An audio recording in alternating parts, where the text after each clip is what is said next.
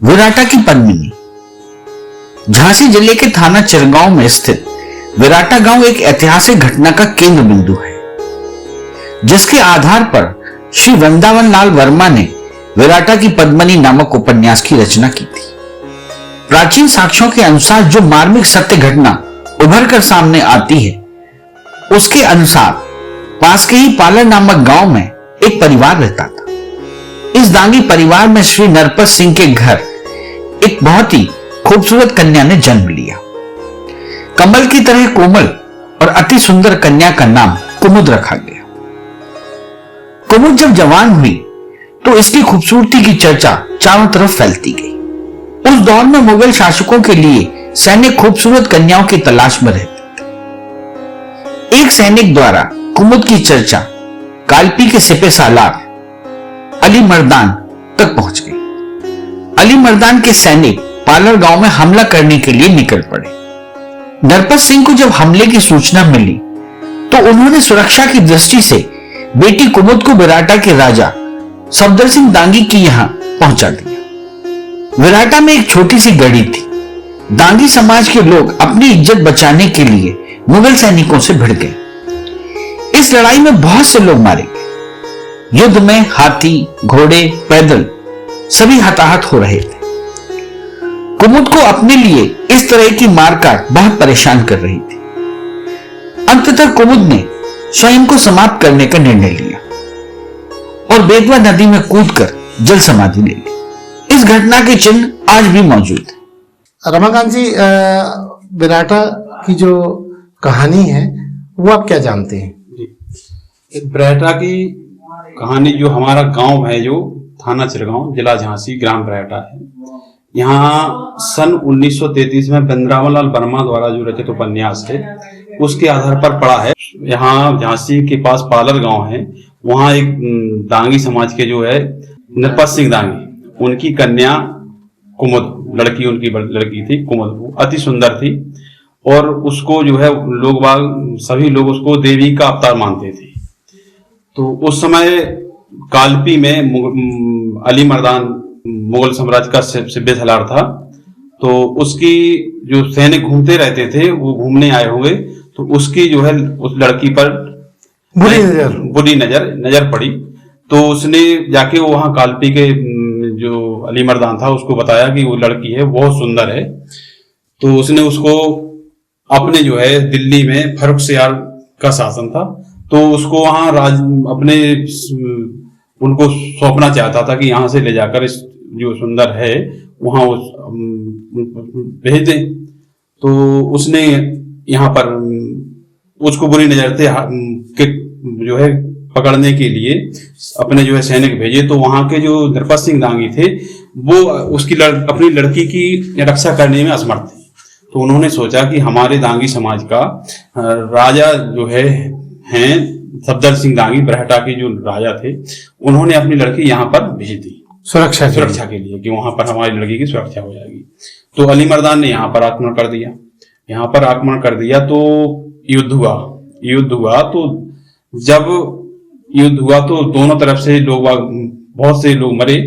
ये देखकर उस लड़की के मन में विचार आया कुमुद के कि जो सारा नरसंहार हो रहा है, जो हमारे पीछे हो रहा है, तो क्यों ना इसको जो है शांति करने के लिए मैं ही जो है अपना को खत्म कर दे दूं। तो वह सोचकर जो हमारी नदी बेतवा है, इस मंदिर के पीछे जस्ट कुंड है, उसमें उन्होंने जो है सरक कर अपने डूब गई थी। तो जब वहां डूब गई, ये जानकारी हुई, तो युद्ध समाप्त हो गया।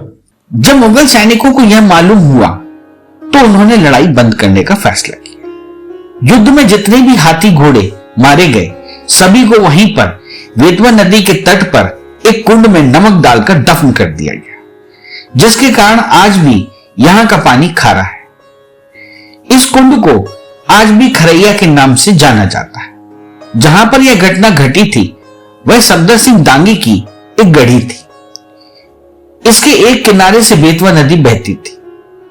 उसी गढ़ी के अंदर यह मंदिर विराटा की पद्मिनी की याद में बनवाया गया था। कुमुद नामक बेटी ने दांगी समाज को बचाने के लिए स्वयं का बलिदान दिया। इसी कारण लोगों ने उन्हें पद्मिनी नाम से सम्मानजनक स्थान प्रदान किया है। वर्तमान में इस ऐतिहासिक मंदिर के दोनों ओर से बेतवा नदी बह रही है।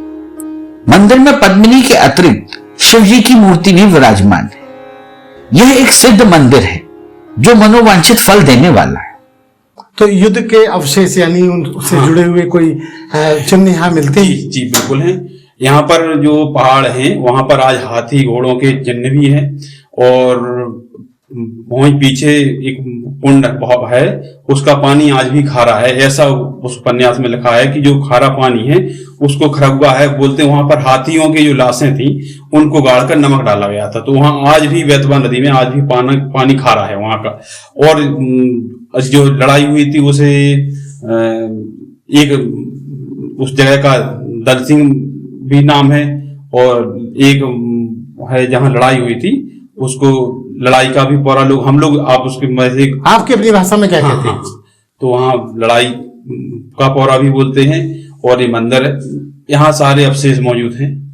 मंदिर का क्या इतिहास है जो यहाँ बना हुआ है? यहाँ जो राजा थे सफदर सिंह दांगी, यहाँ पहले मंदिर नहीं, ये एक किला था यहाँ दांगी समाज का। और जो दोनों साइड से, अब इस समय जो दोनों साइड से बराबर धाराएं हो गई हैं, बीच में मंदिर है शंकर भगवान का। पहले एक साइड थी केवल, इस साइड नदी थी, और एक साइड जो है पहले राज था और गांव था, चलता था। अब धीरे धीरे कटान होने की वजह से दोनों साइड कटान हो गया है। और ये बहुत पूर्व स्थान है मंदिर, भगवान शंकर का, हनुमान जी महाराज भी हैं। और यहाँ इतना सिद्ध स्थान है, यहाँ हमारे गांव वाले लोग देखते हैं तो यहाँ आज भी कई ऐसे जो है सिद्ध पुरुष के कभी कभी दर्शन हो जाते हैं हम लोगों को, कि कहीं कहीं जैसे त्योहार को लोग आते हैं तो जब किसी को किसी ने देखा भी नहीं है ऐसे लोग दिखाई दे जाते हैं, दर्शन होते हैं। ये बहुत सिद्ध स्थान है। और ऐसी मान्यता है हम लोगों की कि अगर कोई सच्ची श्रद्धा से यहाँ आके अपनी मनोकामना कोई अपनी मनोकामना यहाँ बोल दे तो उसकी मनोकामना भी पूर्ण होती है। बहुत सिद्ध स्थान है। यहाँ उत्सव वगैरह कब मनाया जाता है? कब भीड़ भाड़ मेला लगता है? हाँ, यहाँ मकर संक्रांति के दिन बहुत भव्य मेला का आयोजन हम गांव लोग और आसपास के समस्त लोगों के साथ जो है भव्य आयोजन किया जाता है, जिसमें कई प्रकार के कार्यक्रम भी रखे जाते हैं, मेला भी लगता है। कैसे कार्यक्रम रखे जाते हैं? सांस्कृतिक कार्यक्रम है, धार्मिक कार्यक्रम है, और मेला तो बहुत हजारों की भीड़ में मेला। आपने बताया कि अभी वो जो लड़की थी उसका नाम कुमुद था जी। तो फिर ये नाम बाद में पद्मिनी कैसे बदला? पद्मिनी उसको जो है जब उन्होंने अपना इतना त्याग किया कि अपनी समाज को बचाने के लिए कि हमारे पीछे हमारी समाज का सर्वनाश ना हो जाए, तो उन्होंने त्याग किया, तो इसलिए उनका नाम उनको पद्मिनी नाम से उपाधि दी गई है। क्या ये जो विराटा का मंदिर है और विराटा में पद्मिनी का जो उल्लेख मिलता है ऐतिहासिक, क्या आपको लगता है कि इसे पर्यटन से जोड़ा जाना चाहिए? बिल्कुल सर, ऐसा तो हो जाएगा। सरकार से मेरी अपील है कि अगर ऐसे पर्यटन में जोड़ा जाए। यहाँ के लिए जैसे रोड की व्यवस्था नहीं है और बीच बेतवंती गंगा में ये स्थान स्थित है, अगर थोड़ा कुछ बरसात में भी आने जाने के लिए व्यवस्था नहीं है, और दूसरी बात यहाँ लाइट की व्यवस्था नहीं है, और इसके अलावा अगर पानी के भी साधन नहीं है, काफी ऊंचाई पे है और यहाँ पानी की बड़ी दिक्कत होती है। अगर पानी के लिए व्यवस्था हो जाए कुछ, और लाइट या आने जाने के लिए स्थल हो जाए, तो कोई आने जाने के लिए बड़ी असुविधा है। और यहाँ के जो प्रधान हैं वो सब इसके लिए कोई देखभाल नहीं करते? प्रधान हैं, लेकिन प्रधान अपनी खावे खूबे के चक्कर में बने रहते हैं। मंदिर से मतलब न प्रधान को है न काबू को है सर, तो लेन देन से मतलब? बस लेन देन से मतलब। जो भी प्रधान आते जाते रहते हैं सबको अपनी बड़ी रहती है कि काम विकास का कार्य हो, मंदिरों से उन्हें कोई लगाव नहीं। मंदिर में आवागमन का उचित प्रबंध नहीं है। बरसात के दिनों में नाव के द्वारा मंदिर तक पहुंचा जा सकता है। लोगों की मांग है कि इस स्थान के महत्व को देखते हुए इसे पर्यटन स्थल के रूप में विकसित किया जाना चाहिए। लाइट और पानी की भी उचित व्यवस्था प्रशासन द्वारा की जानी चाहिए। इस चैनल को लाइक और सब्सक्राइब करना ना भूलें। देखते रहिए बंजारा बीट्स।